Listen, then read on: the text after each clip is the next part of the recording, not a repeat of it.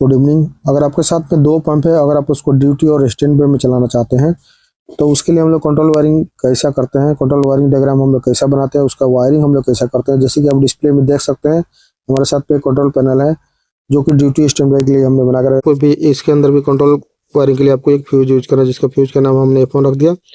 Fuse से supply out होने के बाद में आपका सप्लाई सीधा एक इमरजेंसी स्टॉप, हम लोग किधर भी कौन से भी कंट्रोल पैनल अगर आप लोग बना रहे हैं तो वहाँ पे हम लोग एक इमरजेंसी स्टॉप का प्रोविजन देते हैं, ताकि इनकेस कभी कुछ प्रॉब्लम है तो हम लोग इसको थ्रू स्टॉप कर सकते हैं। ठीक है, यहाँ से आउट होगा सप्लाई।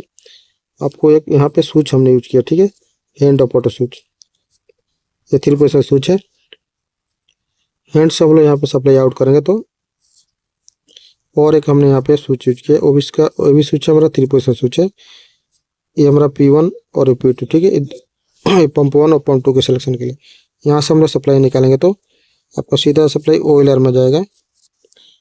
यहाँ से आउट करने के बाद में आपका सीधा कॉन्ट्रैक्टर में जाएगा, जो पंप 1 के कॉन्ट्रैक्टर में हमने रखा है, जिसका नाम हमने K1 रखा है। ठीक है, न्यूट्रल हमने यहाँ पर दे देंगे। और ये जो सप्लाई यहाँ से आउट करने के बाद में इसका भी सप्लाई सबसे पहले ऑयलर में जाएगा। ठीक है, ये ऑयलर 2 हमने लिख दिया, ये ऑयलर 1 होगा। ठीक है, ये सप्लाई यहाँ से आने के बाद में हमारा कॉन्ट्रैक्टर 2 में जाएगा। ठीक है, और न्यूट्रल हम लोग नीचे से दे देंगे, ठीक है, ताकि ये कॉन्ट्रैक्टर चालू हो जाए। अभी हम लोग ऑटो का फंक्शन देखते हैं। ऑटो में क्या होता है, मान लीजिए आपके साथ में बूस्टर पंप है, अगर आप लाचिंग रिले के थ्रू चलाना चाहते हैं तो ऑटो पोजीशन में आपको सबसे पहले सप्लाई जो है, अगर आप रिमोट भी यूज करना चाहते हैं, सपोज मान लीजिए रिमोट यूज करना चाहते हैं तो रिमोट के लिए आप लोग 2 टर्मिनल या BMS के थ्रू आप लोग रिमोट यूज करना चाहते हैं तो रिमोट ऑन ऑफ का यहाँ पे प्रोविजन दे सकते हैं। ठीक है, रिमोट से ये शॉर्ट रहेगा तो ये सप्लाई आपका सीधा आगे आएगा। आगे आने के बाद में हम लोग सबसे पहले ये लाचिंग रिले में सप्लाई जाएगा। हम लोग इसको लाचिंग रिले हमने यहाँ पे लिख दिया शॉर्ट फॉर्म में।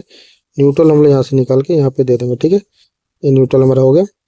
ये लाचिंग रिले से जो सप्लाई निकलेगा, ये लाचिंग रिले के एक कॉमन पॉइंट पे, हमने दोनों कॉमन पॉइंट पे हमने यहाँ पे लूप कर दिया सप्लाई। ये भी लाचिंग रिले का कॉन्टैक्ट है, कॉन्टैक्ट 1 है, और ये लाचिंग रिले का कॉन्टैक्ट 2 है। ठीक है, तो ये सप्लाई हम लोग यहाँ से निकालेंगे, ये एनो पॉइंट है, और यहाँ से निकालेंगे तो यहाँ से हम लोग उसको पास करते हुए यहाँ पे सप्लाई दे देंगे। ठीक है, उसके बाद में ये जो यहाँ से हम लोग वायर निकालेंगे, ये लाचिंग रिले के दूसरे पॉइंट से हम लोग दे देंगे। ठीक है, ये हमारा लाचिंग रिले का दूसरा पॉइंट हो गया। हम लोग इजी तरीके से समझ लेते हैं ये काम कैसे करता है। और सप्लाई हमारा सबसे पहले फ्यूज से आउट होगा तो हमारा इमरजेंसी स्टॉप में जाएगा। इमरजेंसी स्टॉप से आने के बाद में हमारा एक स्विच में आएगा। ठीक है, हैंड में अगर स्विच को करेंगे तो इस दूसरे स्विच में सप्लाई आएगा। उसके बाद में हम लोग P1 और P2 2 ऑप्शन हमने दिया है, पंप 1 को चलाने के, पंप 2 को चलाने के लिए। अगर पंप 1 की साइड सिलेक्शन करेंगे तो डायरेक्ट आपका K2 कॉन्टैक्टर चालू हो जाएगा, और P2 के साइड सिलेक्शन करेंगे तो आपका डायरेक्ट K2 मतलब दूसरा कॉन्टैक्टर चालू हो जाएगा, मतलब पंप 2 स्टार्ट हो गया। मैनुअल मोड का फंक्शन हो गया। ऑटो मोड में चलाने के लिए ये हमारा ऑटो मोड का स्विच है, और स्विच को हम लोग ऑटो मोड में सबसे पहले आपको BMS रिमोट के BMS के थ्रू अगर आप चलाना चाहते हैं तो चला सकते हैं, नहीं तो उसके बाद सप्लाई आपका सीधा ऑटो मोड में। यहाँ पे और एक हमको थोड़ा मिस्टेक है, मैं अभी इसको रेडी करता हूँ। यहाँ पे सप्लाई आपको सीधा,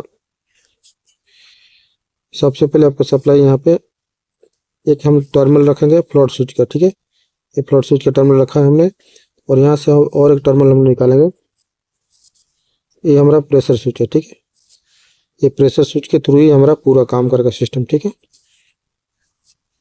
ये लाचिंग रिले में आकर लग जाएगा। ठीक है, उसके बाद में ये जो सप्लाई है हम लोग यहाँ पे देंगे। ठीक है, अभी आपको समझिए ऑटो फंक्शन में कैसा काम है। BMS के थ्रू, BMS का टर्मिनल अगर शॉर्ट रहेगा तो आपका सप्लाई सीधा फ्लोट स्विच में जाएगा।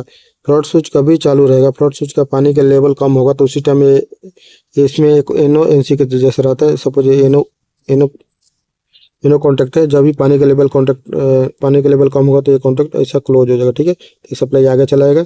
और प्रेशर स्विच में भी सेम आपका ऐसा कॉन्टैक्ट रहता है, NO कॉन्टैक्ट। ठीक है, तो इसके अंदर भी अगर प्रेशर लो होगा तो ये कॉन्टैक्ट क्लोज हो जाएगा। बाद में सप्लाई आपका सीधा लाचिंग रिले में चलाता है। ठीक है, ये जो सप्लाई हमने आपको बताया, इसी टर्मिनल को मैं आगे आपको इधर में बताया हूँ। ठीक है, ये फ्लोट स्विच का प्रोविजन है 2 टर्मिनल, और ये 2 टर्मिनल आपको प्रेशर स्विच का है। और यहाँ से सप्लाई आउट होने के बाद में लाचिंग रिले में आएगा। उसके बाद में ये लाचिंग रिले के एक कॉन्टैक्ट से आपको पंप 1 चालू होगा और लाचिंग रिले के दूसरे कॉन्टैक्ट से आपको पंप 2 चालू होगा। ठीक है, तो ये लाचिंग रिले कैसे काम करता है, सबसे पहले इसके बारे में हम लोग जान लेते हैं, थोड़ा बेसिक जानकारी।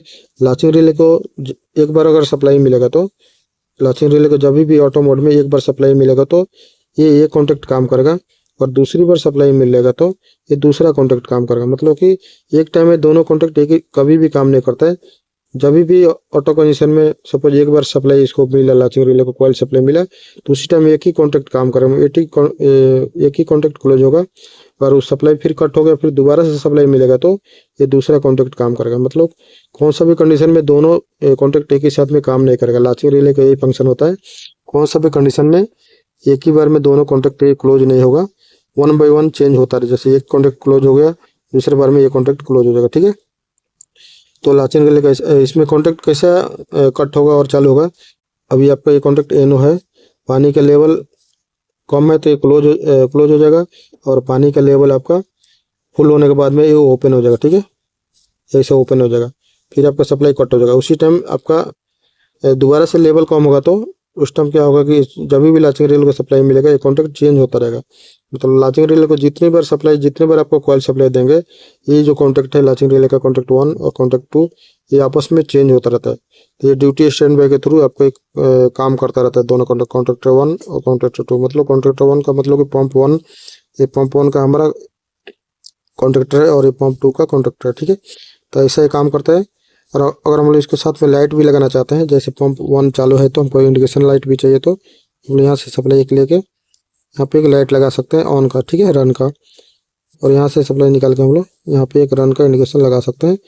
ये ऑन का इंडिकेशन 1 हो गया, ये ऑन का इंडिकेशन 2 हो गया। ठीक है, अगर पंप 1 चालू रहेगा तो ये इंडिकेशन चलेगा, और पंप 2 चालू रहेगा तो ये इंडिकेशन चलेगा। ठीक है, अगर आपको ट्रिप का भी इंडिकेशन चाहिए, सपोज पंप आपका ये दोनों पंप में से कोई भी पंप आपका ट्रिप हो गया तो हमको मालूम पड़ना चाहिए, तो उस हिसाब से आपको ट्रिप का भी इंडिकेशन मैं यहाँ पे बता दे रहा हूँ, तो आपको ताकि आपको ये थोड़ा आसानी रहे, इजी रहे। ये सप्लाई जो है आपको ये सप्लाई आगे हम लोग लेके आएंगे, यहाँ पे सप्लाई हमको सीधे एक ऑयलर बनाएंगे हम लोग, ऑयलर में सप्लाई जाएगा, और ये दूसरा सप्लाई आपको ये भी सप्लाई आपको ऑयलर में जाएगा। ठीक है, ये ऑयलर 1 हो गया, ये ऑयलर 2 हो गया। ठीक है, ये सप्लाई सीधा आने के बाद में हम लोग यहाँ पे एक लाइट बना देंगे, ट्रिप का लाइट, न्यूट्रल यहाँ से दे देंगे, और यहाँ पे और भी एक लाइट हम बना देंगे दूसरे पंप का ट्रिप के लिए। मतलब ये ट्रिप 1 हो गया और ये ट्रिप 2 हो गया। मतलब जब भी किसी भी कारणवश अगर आपका पंप ट्रिप हो रहा है, ट्रिप होने के टाइम में इंडिकेशन ट्रिप का इंडिकेशन चलेगा। ठीक है, ऐसा हम लोग लाचिंग रिले के थ्रू भी ड्यूटी स्टैंड पे पंप बना सकते हैं। तीसरा तरीका भी है, उसके लिए आपको हम लोग रिले रख के बनाते हैं, और उसको मैं अगर आप लोग कमेंट करके बोलेंगे तो मैं दूसरे वीडियो में, वो थोड़ा लंबा प्रोसेस है और वीडियो और लंबा हो जाएगा, तो तीसरा तरीका मैं बता दूंगा। अगर आपको चाहिए कि हम लोग बिना लाचिंग रिले और बिना टाइमर के थ्रू हम लोग ड्यूटी स्टैंड पे चलाएं पंप को, तो उसके लिए मैं डायग्राम बना दूंगा, लेकिन आपको कमेंट करके बताना होगा कि आपको क्या ज़रूरत है, तो उसी हिसाब से मैं आपको डायग्राम बनाऊंगा। ठीक है, ऑलरेडी मैंने इसमें टाइमर के थ्रू और लाचिंग रिले थ्रू बता दिया है किसी भी पंप को ड्यूटी स्टैंड पे में हम लोग कैसे चलाते हैं। पूरा वीडियो देखने के बाद में अगर हमारा वीडियो थोड़ा भी अच्छा लगे तो वीडियो को लाइक कर देना। आपके मन में कुछ भी सवाल है तो मुझे कमेंट करके जरूर बताना। अगर आप हमारे चैनल पर नए हैं तो चैनल को सब्सक्राइब करके और नोटिफिकेशन दबा लेना, ताकि नए नए वीडियो को नोटिफिकेशन आपको ऑटोमेटिक मिलते हैं। चलो फिर हम मिलते हैं नेक्स्ट वीडियो में नेक्स्ट टॉपिक के साथ में। Thank you.